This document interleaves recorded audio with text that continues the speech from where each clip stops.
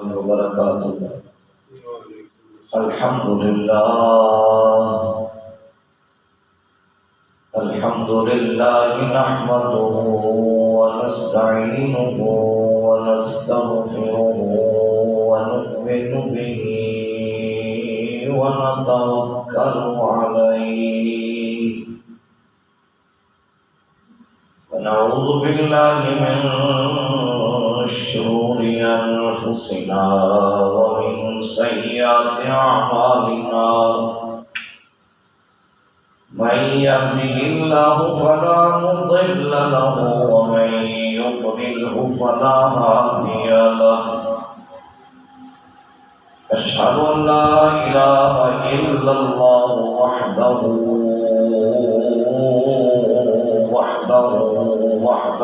لا شريك له ونشهد أن سيدنا وسندنا ومولانا وغياثنا ومغيثنا وعيننا وعوننا ومعيننا وحبيبنا وحبيب ربنا وطبيبنا وطبيب قلوبنا ومقصودنا وموجودنا ومطلوبنا ومرغوبنا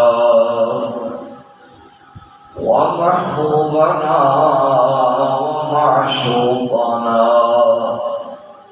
أعلانا وأولانا ومأوانا وملجانا ومولانا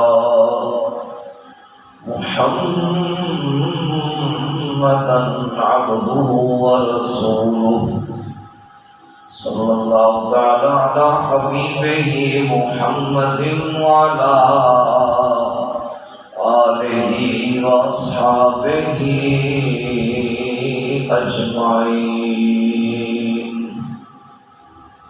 أما بعد فأعوذ بالله من الشيطان الرجيم. بسم الله الرحمن الرحيم. محمد رسول الله والذين معه أشداء على الكفار رحماء بينهم. صدق الله مولانا العظيم وبلغنا رسوله النبي الكريم الرؤوف الرحيم. رب اشرح لي صدري ويسر لي أمري واحلل عقدة من لساني يفقهوا قولي. رب زدني علما رب زدني علما رب زدني علما. يا رسول الله انظر حالنا، يا حبيب الله اسمع قالنا. إننا في بحر هم مغرق خذ بأيدينا سهل لنا اشفاءنا. گنج بخش فیض عالم مظہر نور خدا ناقصانا پیر کامل کاملا رہنما. الصلاة والسلام عليك يا سيدي يا رسول الله. الصلاة والسلام عليك يا سيدي يا حبيب الله. الصلاة والسلام عليك يا سيدي يا رحمة للعالمين وعلى آلك وأصحابك يا سيدي يا خاتم النبيين. اللہ رب العزت کی حمد و ثنا اللہ کے پیارے حبیب احمد مجتبی محمد مصطفیٰ جان رحمت صلی اللہ علیہ وآلہ وبارک وسلم کی ذات بابرکات پر درود و سلام کا خراج پیش کرنے کے بعد اللہ کریم کا کروڑ ہاں شکر ہے کہ اس نے ہمیں زندگی میں ایک بار پھر جمعۃ المبارک کی گھڑیاں نصیب فرمائیں۔ اللہ کریم ہم سب کی حاضری کو درجہ قبولیت سے سرفراز فرمائیں۔ آج کا ہمارا جمعہ کا خطبہ جو ہے، جس کا عنوان ہے سیدنا فاروق اعظم رضی اللہ تعالی عنہ کا انداز حکمرانی، اور جو آپ نے اہل بیت اطہار کا ادب پیش نظر رکھا ہے، مد نظر رکھا ہے، اس کے متعلق گفتگو کرنے کی کوشش کریں گے۔ دعا فرمائیں اللہ میری زبان پہ کلمت الحق جاری فرمائے۔ آج کے اس دور میں جس بھی اسلامی ریاست کو دیکھیں تو سیدنا فاروق اعظم رضی اللہ تعالی عنہ کی مثالیں دیتے ہوئے نظر آتے ہیں۔ ہر چینل پہ، ہر فورم پہ یہ بات ہوتی ہے، حضرت عمر نے ایسے حکومت کی، حضرت عمر نے ایسے حکومت کی، ریاست مدینہ ایسے تھی، ریاست مدینہ ایسی تھی۔ لیکن یہ سب کچھ دعووں کی حد تک ہے۔ دعوے بس ہوتے ہیں، بیانات ہوتے ہیں، سب کچھ ہوتا ہے، لیکن ان چیزوں پہ عمل ہوتا ہوا نظر نہیں آتا۔ اور میرے خیال کے مطابق اگر یہی لوگ اقتدار میں رہے تو ممکن ہے کہ سیدنا فاروق اعظم رضی اللہ تعالیٰ عنہ کی تعلیمات پر عمل کبھی بھی نہ ہو سکے۔ جس صورتحال سے ہم دو چار ہیں، ہمیں تو یہی نظر آتا ہے۔ اب چند نوٹی لیتے ہیں سیدنا فاروق اعظم رضی اللہ تعالیٰ عنہ کے انداز حکمرانی کے۔ حضرت فاروق اعظم رضی اللہ تعالیٰ عنہ کی شخصیت وہ شخصیت ہے کہ شیطان آپ کا رستہ دیکھے رستہ بدل لیتا ہے۔ حضرت فاروق اعظم رضی اللہ تعالیٰ عنہ کی شخصیت وہ شخصیت ہے کہ آپ کو جہنم کا باب کہتے ہیں، جہنم کا دروازہ کہتے ہیں۔ اس کی وجہ کیا ہے؟ اس کی وجہ یہ ہے کہ یہ جہنم کا وہ دروازہ ہے کہ حضرت عمر فاروق رضی اللہ تعالیٰ عنہ پر بند ہے۔ جب وہ جہنم کے دروازے کون سے؟ وہ فتنے۔ جب حضرت فاروق اعظم رضی اللہ تعالیٰ عنہ کا وصال ہو جاتا ہے، اس کے بعد فتنے جنم دے دیتے ہیں، فتنے پیدا ہو جاتے ہیں۔ حضرت فاروق اعظم رضی اللہ تعالیٰ عنہ کی شخصیت وہ شخصیت ہے کہ اگر آپ کے انداز حکمرانی پہ نظر دوڑائی جاتی ہے تو وہ جو کہانی ہے یا وہ جو باتیں ہیں وہ انوکھی بھی ہیں اور وہ انویلی بھی ہیں۔ وہ اپنی مثال خود رکھتی ہے۔ وہ سیدنا فاروق اعظم رضی اللہ تعالیٰ عنہ کے دور میں ہی یروشلم فتح ہوا، یعنی بیت المقدس۔ جب بیت المقدس فتح ہوتا ہے تو سیدنا فاروق اعظم رضی اللہ تعالیٰ عنہ کے پاس حضرت ابو عبیدہ بن جراح رضی اللہ تعالیٰ عنہ کا خط آتا ہے۔ آپ گورنر تھے اس علاقے کے، کہ حضور اللہ نے کرم فرمایا، اللہ نے بیت المقدس کو فتح عطا فرما دی ہے، آپ کرم فرمائے تشریف لے کر کے آئے۔ حضرت فاروق اعظم رضی اللہ تعالیٰ عنہ چل پڑتے ہیں۔ ایک سواری ہے، دو بندے ہیں، ایک خادم ہے اور ایک امیر المومنین ہے۔ باری باری سوار ہوتے ہیں، کبھی خادم سوار ہو جاتا تو امیر المومنین سواری کی لگام پکڑ کو آگے آگے چلتے، کبھی امیر المومنین سوار ہو جاتے ہیں تو جو خادم ہے وہ سواری کی لگام پکڑ پکڑ کے آگے چلتا ہے۔ اب جب یروشلم قریب آیا تو حضرت فاروق اعظم رضی اللہ تعالیٰ عنہ کی باری چلنے کی آ گئی اور خادم کی باری سواری کرنے کی آ گئی۔ چونکہ کچھ مسلمانوں نے حضرت عمر کو نہیں دیکھا ہوا تھا یا عیسائیوں نے نہیں دیکھا ہوا تھا، وہ خادم کہتے جی میں اپنی باری آپ پر قربان کرتا ہوں، میں اپنی باری آپ کو پیش کرتا ہوں، آپ کرم فرمائیں، دشمنوں کا علاقہ ہے، آپ ایک بطور سربراہ تشریف لے کر کے جا رہے ہیں، تو آپ میری باری پہ آپ سوار ہو جائیں۔ حضرت عمر نے کہا ایسے نہیں ہو سکتا، تم سواری پر سوار ہو گے، میں لگام پکڑ کے آگے آگے چلوں گا۔ جب یہ روشنی میں داخل ہو رہے تھے، چونکہ یہودیوں اور عیسائیوں نے دیکھا نہیں ہوا تھا، تو وہ باتیں آپس میں کرنے لگے کہ ہم نے تو سنا تھا کہ کوئی قریشی سردار ہوگا، کوئی خوبصورت بندہ ہوگا، اس سے خوبصورت تو اس کا غلام ہے جو سواری پکڑ کے آگے آگے چل رہا ہے۔ تو حضرت ابو عبیدہ بن جراح رضی اللہ تعالیٰ عنہ نے ارشاد فرمایا تمہیں بھول ہو گئی ہے، ہمارے سربراہ وہ نہیں ہے جو سواری پہ سوار ہے، ہمارے سربراہ وہ ہیں جو سواری کی لگام پکڑ کے آگے آگے چل رہے ہیں۔ یہ نصیر شاہ صاحب رحمۃ اللہ تعالیٰ نے اس بات میں لکھتے ہیں وہ برابری کا تو نے دیا درس آدمی کو، وہ برابری کا تو نے دیا درس آدمی کو کہ غلام ناکہ پر ہے تو امام چل رہا ہے، غلام ناکہ پر ہے تو امام چل رہا ہے، میری زندگی کا تجھ سے یہ نظام چل رہا ہے، تیرا آستہ سلامت میرا کام چل رہا ہے۔ حضرت فاروق اعظم رضی اللہ تعالیٰ جب ان کے قریب آئے، ظاہر جو مسلمان تھے وہ استقبال کے لیے آئے ہوئے تھے، تو آپ نے حضرت ابو عبیدہ بن جراح رضی اللہ تعالیٰ عنہ کو حکم دیا کہ یہ سارے لشکر پیچھے بھیج دیے جائیں۔ سارے لشکر پیچھے بھیج دیے گئے۔ حضرت عمر نے کہا آپ ابو عبیدہ بن جراح کسی سائڈ پہ چلے گئے۔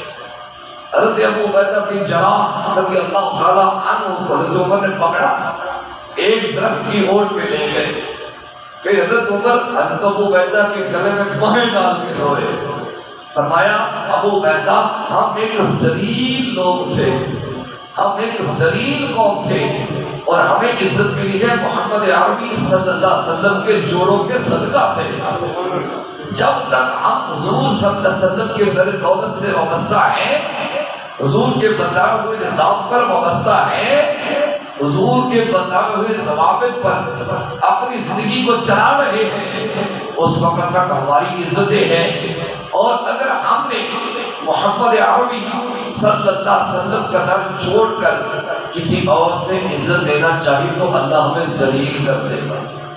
یہ حضرت عمر فاروق رضی اللہ تعالیٰ عنہ کا ایک طریق ساز چلا، اور دیکھ لیں جب سے امت محمدی صلی اللہ علیہ وسلم نے اپنا وقار کھویا ہے، حضور کے در دولت کو چھوڑا، اللہ کی ذات پہ توکل چھوڑا، پھر کبھی IMF کی منتیں، کبھی دبئی کی منتیں، کبھی امریکہ کی منتیں، کبھی انگلینڈ کی منتیں، کبھی چین کی منتیں، کبھی ایران کی منتیں، کبھی عراق کی منتیں، بھئی سب کی منتیں کرتے ہو، سب کے آگے کشکول پھیلاتے ہو، بھیک مانگنے کے لیے جاتے ہو، اس سے مانگو جو سب سے بڑا سخی ہے، اس سے مانگ کے تو دیکھو، لیکن مسئلہ ہماری جیب کا ہے نا، کیونکہ اس سے مانگے گے تو وہ وہی دے گا جو ہماری اوقات ہے، اور اس نے اس کو ہی دینا جو جائز ہوگا۔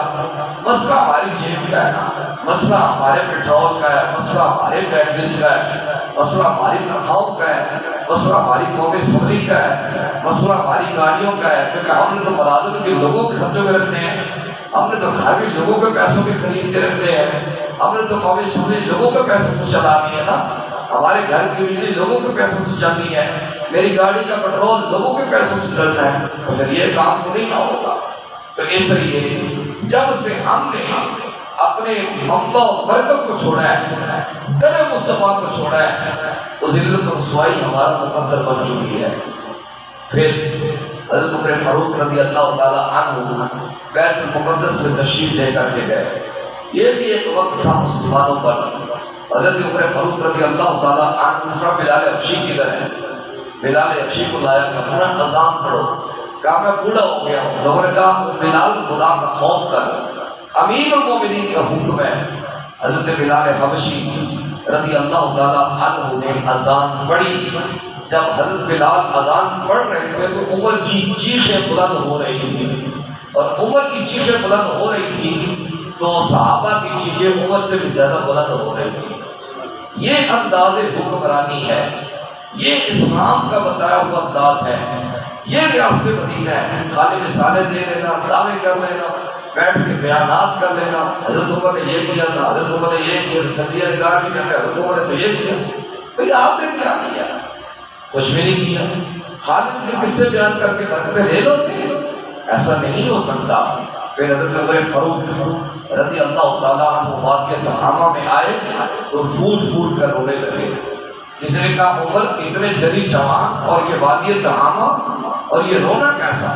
کہا میں اپنے باپ خطاب کا بیٹا ہوں، جب میں غیر مسلم تھا تو یہاں پہ 5 اونٹ میرے باپ نے مجھے دیے، فرمایا ان کو برابر لائن میں کھڑا کرو، ایک کو سیدھا کرتا دوسرا ٹیڑھا ہو جاتا، دوسرے کو ٹیڑھا کرتا تیسرا سیدھا ہو جاتا، سیدھا ٹیڑھا سیدھا ٹیڑھا۔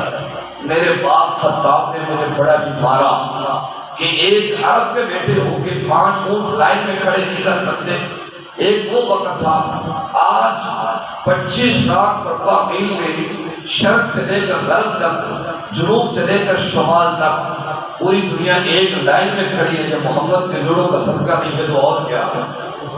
یہ انداز حکمرانی مجھے اور آپ کو بتلایا جا رہا ہے۔ حضرت فاروق اعظم رضی اللہ تعالیٰ عنہ فرمایا کرتے تھے اگر میرے دور حکومت میں نہر فرات کے کنارے پر ایک کتا بھوک کی وجہ سے، پیاس کی وجہ سے مر گیا تو عمر اس کا حساب دینا پڑے گا۔ لیکن آج کس کو فکر ہے؟ آج تو فکر ہے ہمیں روڈ بنانے کی، آج تو فکر ہے ہمیں افتتاح کرنے کی، آج تو فکر ہے موٹر ویز بنانے کی۔ ہونے چاہیے، ہمیں اس چیز کو ہم بھی انکار نہیں کرتے، لیکن لوگوں کے منہ میں نوالا کس نے ڈالنا ہے؟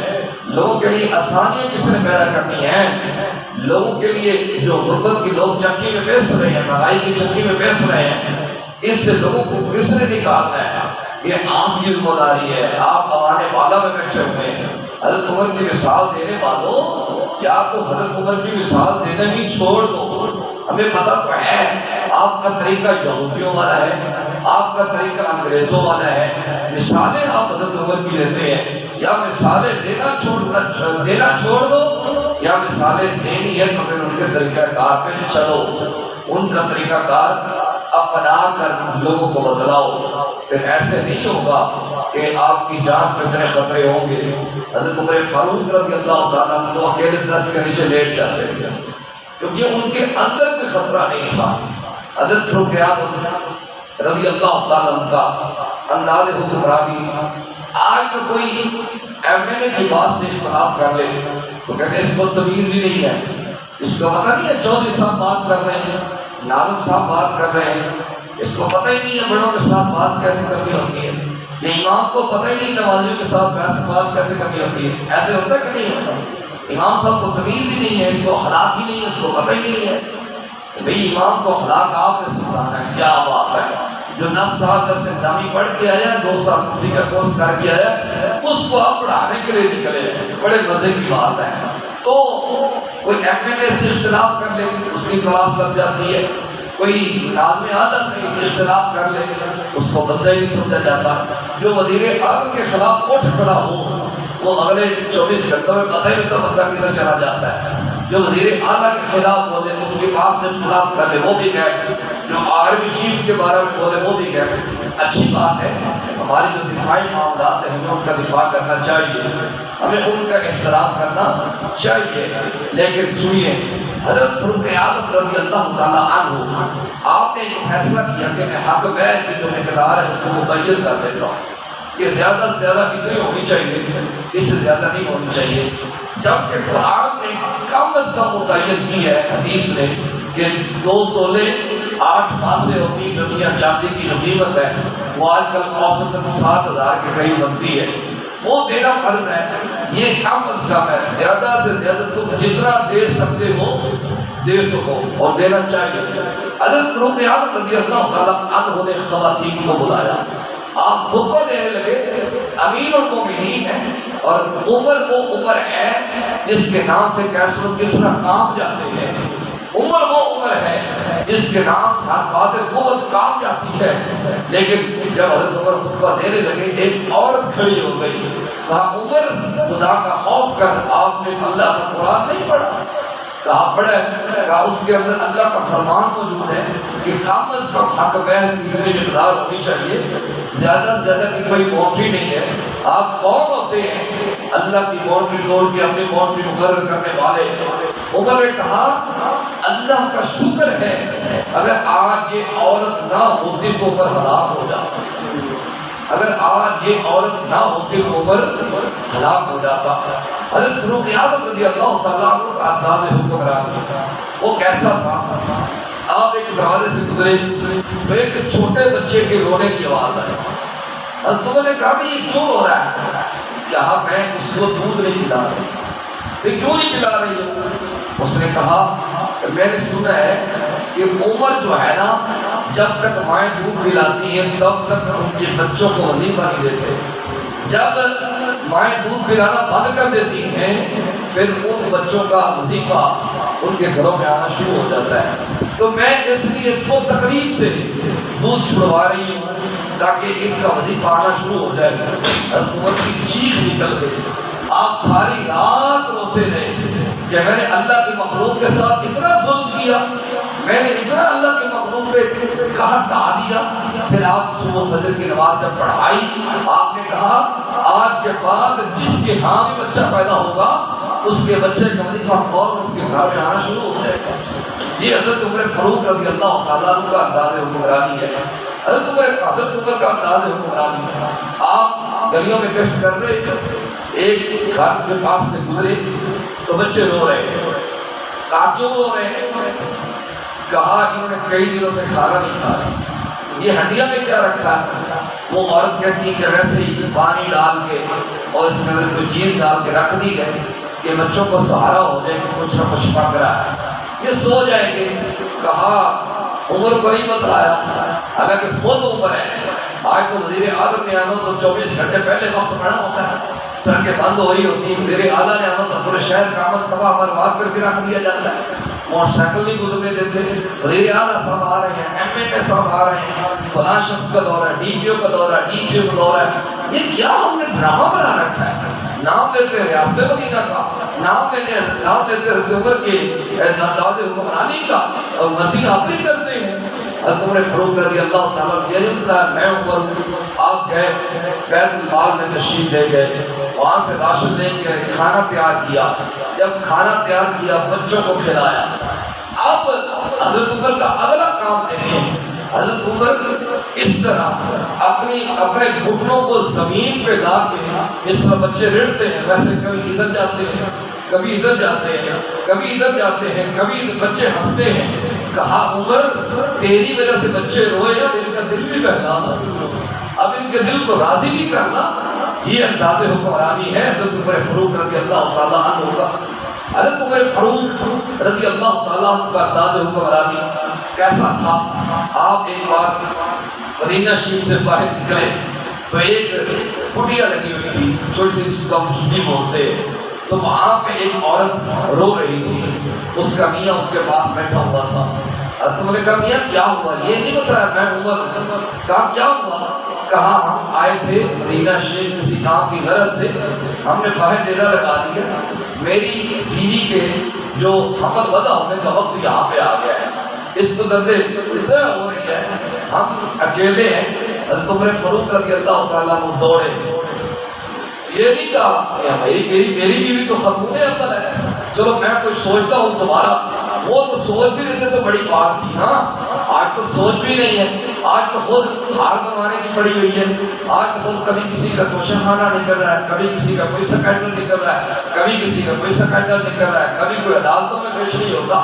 حضرت عمر فاروق رضی اللہ تعالیٰ عنہ گھر گئے, گھر جا کر اپنی بیوی کو لے کے آئے.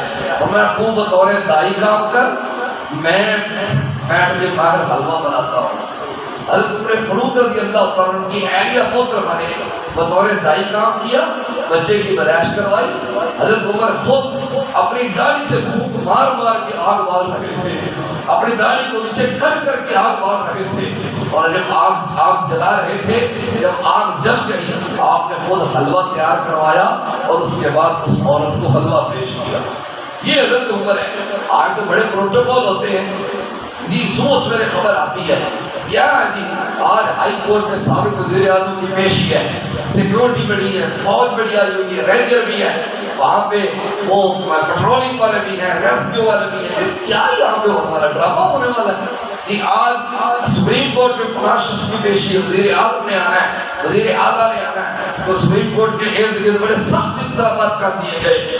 حضرت عمر فاروق رضی اللہ تعالیٰ کے خلاف کسی نے مقدمہ کر دیا، آپ قاضی کی عدالت میں گئے، قاضی نے بطور احترام حضرت عمر کو اپنے مسجد پہ بٹھا دیا، آپ نے فوراً کھڑے ہوئے قاضی کو معزول کر دیا، تو کہاں کا قاضی ہے، مجھے پروٹوکول دے رہا ہے، میں یہاں پہ تیری عدالت پہ اب بطور امیر المومنین نہیں آیا، بطور سربراہ نہیں آیا، میں بطور مجرم پیش ہوا ہوں، پہلے فیصلہ کر پھر کوئی اور بات کر۔ یہ حضرت عمر فاروق رضی اللہ تعالیٰ عنہ کا انداز حکمرانی ہے۔ پتہ نہیں لوگوں نے کہاں سے حضرت عمر کو پڑھ لیا ہے، پتہ ہی نہیں ہے، ویسے ہی ریاست مدینہ فلاں ہم حضرت عمر کی مثال دیتے ہیں تو پیچھے جا کے گلا کر لیں، چلے چھوٹ جائے، پیچھے جا کے گلا کر لیں، پیچھے دیکھنا ہے۔ حضرت عمر فاروق رضی اللہ تعالیٰ کا یہ انداز حکمرانی ہے۔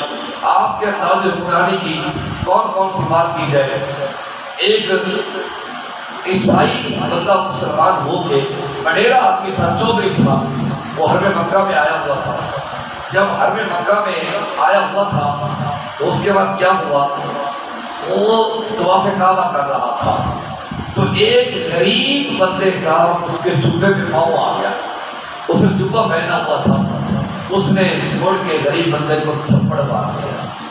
اس نے حضرت عمر کی بارگاہ میں مقدمہ کر دیا، یہاں پہ اگر ہوتا اچھا اللہ چپ کر لے، اگر وزیر اعظم صاحب نے تھپڑ مارے تو پھر وہ نہیں کرتا، لو جی وزیر اعظم کا تھپڑ بھی برکت والا ہو جاتا ہے، اس بندے کا پیسہ ہوتا ہے نا، اس کا تھپڑ بھی یہاں پہ بابرکت ہو جاتا ہے، ایسے ہوتا ہے کہ نہیں؟ پھر کیوں ہے 34 سال مار لیتے ہیں، ایک تمیز کرنی چاہیے تھی، اینڈ سوچنا چاہیے تھی، 34 سال کے خلاف جا کے شکایت کرتا تھا، خدا کا خوف کرو، اللہ کی نظر سے ڈرو۔ حضرت عمر کے بارے میں اس کا مقدمہ چلا گیا، حضرت عمر نے اس کو بلوایا، بھائی اس کو تھپڑ کیوں مارا ہے؟ جی اس نے میرے جبے پہ پاؤں دیا، تو جبہ نہ پہنتا، تو جبہ نہ پہنتا، تجھے کس نے کہا تھا جبہ پہن؟ حضرت عمر نے کہا چل اس سے معافی مانگ یا اس کو تجھے تھپڑ مارے گا۔ وہ محنتیں کرتا رہا، اس نے کہا نہیں میں تو اپنا بدلہ لوں گا، میں تو تھپڑ ماروں گا، تم نے لوگوں کے سامنے مجھے تھپڑ مارا ہے، میں تجھے تھپڑ ماروں گا۔ خیر وہ ساری رات میں سماج کرتا رہا، نہ کچھ ہوا، وہ رات کے آخری پہر میں نکل گیا اور جا کے دوبارہ مرتد ہو گیا۔ حضرت عمر سے کہا گیا کہ وہ بندہ بڑا مرتد ہو گیا، اور میں محمد عربی صلی اللہ علیہ وسلم کے دین کو ایسے بندوں کی کوئی لوڑ ہی نہیں ہے جو ناانصافی کا تقاضا کریں، یہ ایک گیا ہے اور آ جائیں گے، لیکن ہم انصاف کا دامن کبھی نہیں چھوڑ سکتے۔ یہ حضرت عمر فاروق رضی اللہ تعالیٰ عنہ کا انداز حکمرانی ہے۔ یا تو عمر کا نام نہ لو، نام لینا ہے تو عمر کا طریقہ اپنانا پڑے گا، عمر کی تعلیمات میں چلنا ہوگا۔ جہاں پر حضرت عمر فاروق رضی اللہ تعالیٰ عنہ کا انداز حکمرانی ہے، وہاں پر آپ کا اہل بیت سے بھی ایک عجیب پیار نظر آتا ہے، عجیب محبت نظر آتی ہے۔ میں ان لوگوں کو دعوت فکر دینا چاہتا ہوں جو اپنے گلے پھاڑ کے گندی شکلیں بنا کے، گندے لباس پہن کے، شرابیں پی کے اور وہاں پہ کیا ڈرامے کر کے حضرت عمر کا نام بگاڑتے ہیں اور لوگوں کے ذہن میں یہ خدشات پیدا کرتے ہیں معاذ اللہ کہ عمر اہل بیت کا احترام نہیں کرتا تھا۔ میں کہتا ہوں جیسا حضرت عمر نے اہل بیت کا احترام کیا ہے، تیری ماں بھی نہیں کر سکتی، تیرا باپ بھی نہیں کر سکتا۔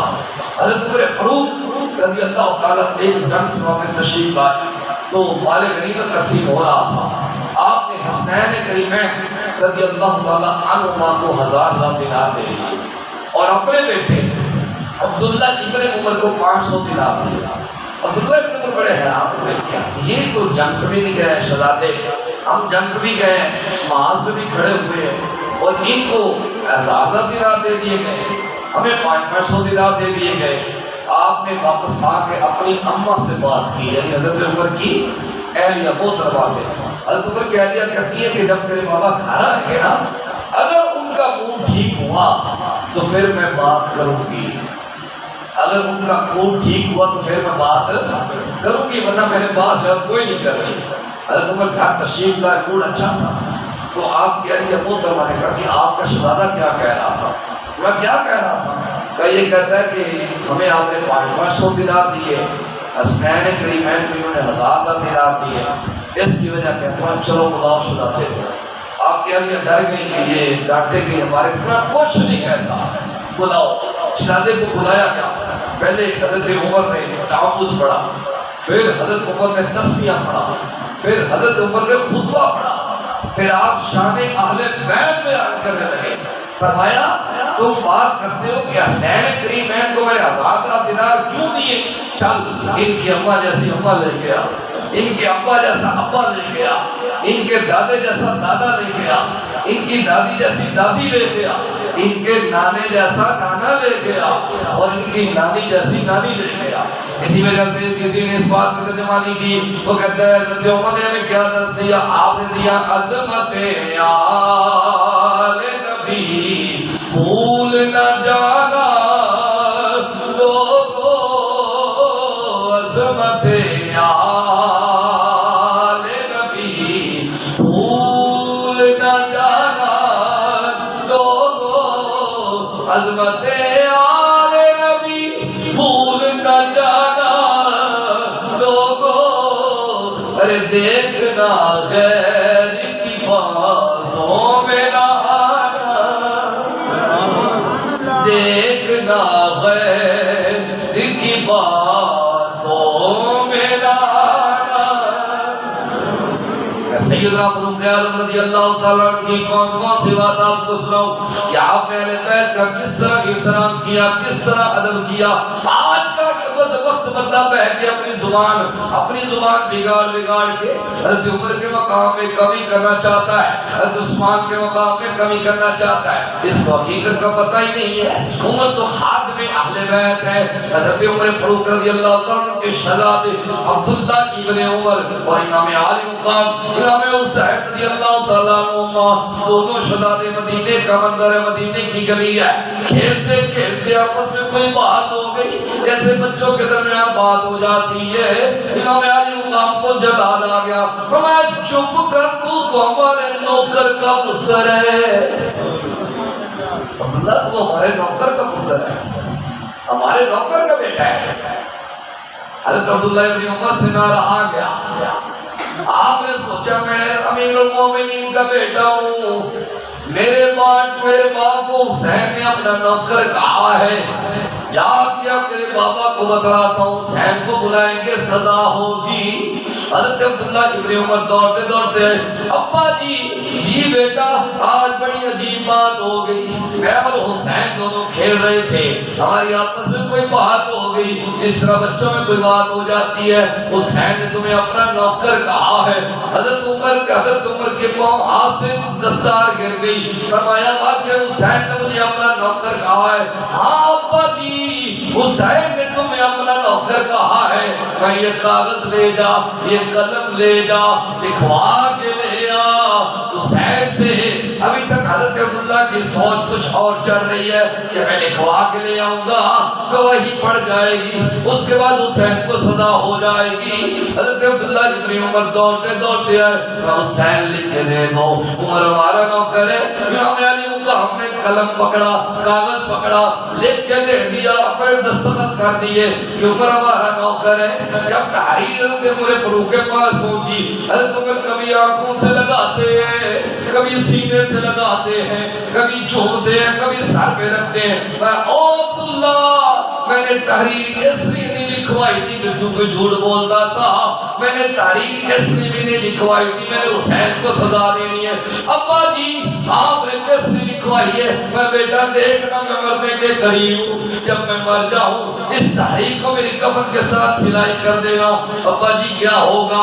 جب میں قبر میں جاؤں گا پیارے پیارے مصطفیٰ کریم صلی اللہ علیہ وسلم تشریف لے کر کے آئیں گے، حضور مجھ سے سوال فرمائیں گے، عمر میرے پاس آئے کیا لے کے آیا ہے؟ عمر کہتا ہے میری نماز کوئی نہیں۔ اللہ اکبر، وہ عمر جس کے اندر نبوت کی صفات موجود ہو اس کو اپنی نمازوں میں گھمانڈی نہیں ہے۔ وہ 140 سنائی نبے رہنے والے لوگوں، میں پوری دنیا کو فکر دے دعوت فکر دیتا ہوں، عمر کو نمازوں کی فکر ہے، ہمیں نمازوں کی کوئی فکر ہی نہیں ہے۔ ہماری قضا ہوتی ہے چلی جائے، مولوی کہتے ہیں اس کے خلاف پراپیگنڈے، مولوی کو کیا لگے ہم پڑھے یا نہ پڑھے، خدا کا خوف کر جاؤ، اللہ کی غضب سے ڈر جاؤ۔ حضرت عمر کہتے ہیں جب حضور پوچھیں گے کیا لے کے آیا ہے، میں عرض کروں گا حضور نمازیں بھی نہیں، زکوٰۃ بھی نہیں، حج بھی نہیں، جہاد بھی نہیں، حضور قرآن مقدس کی تلاوت بھی نہیں، حضور روزے بھی نہیں، حضور تہجد بھی نہیں۔ عمر کیا لے کے آیا ہے؟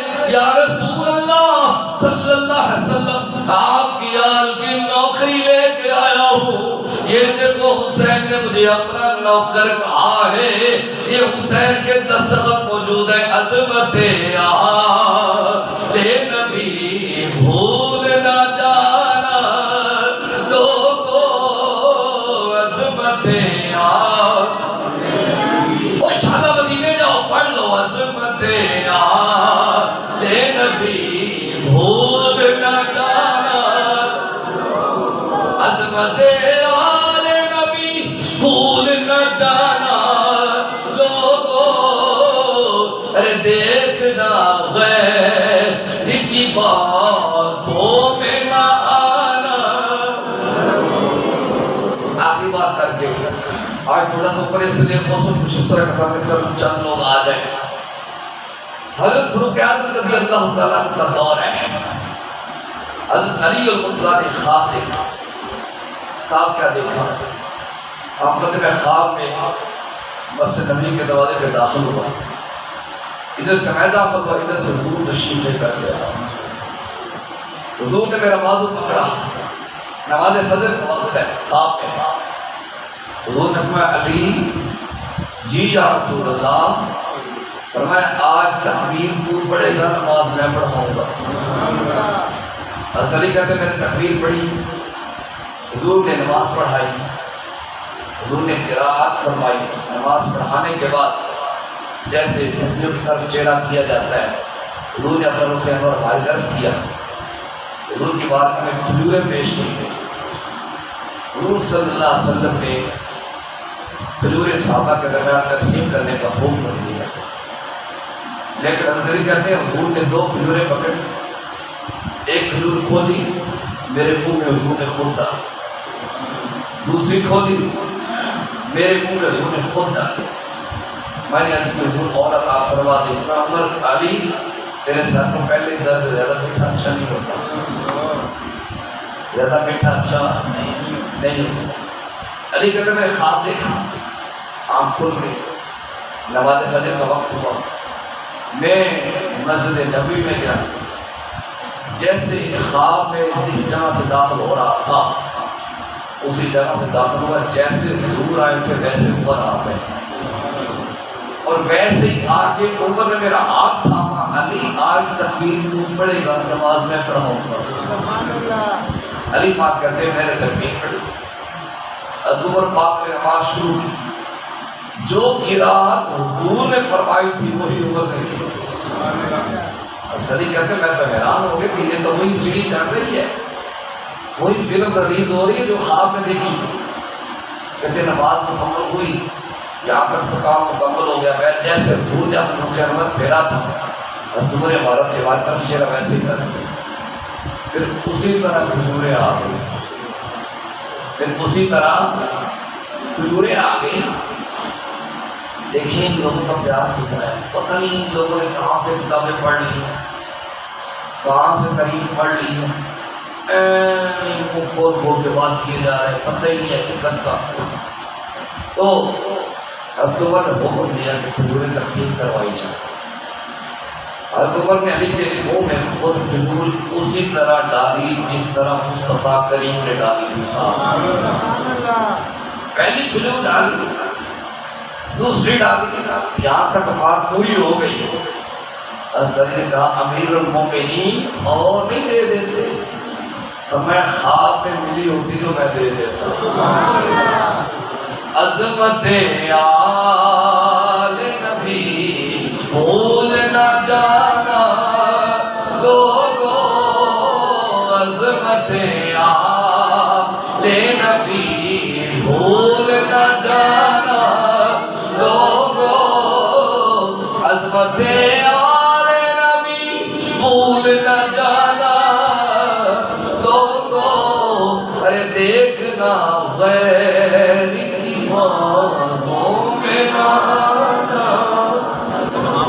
اللہ میری اور آپ کی حاضری قبول فرمائے. باقی اللہ الحمدللہ رب العالمین.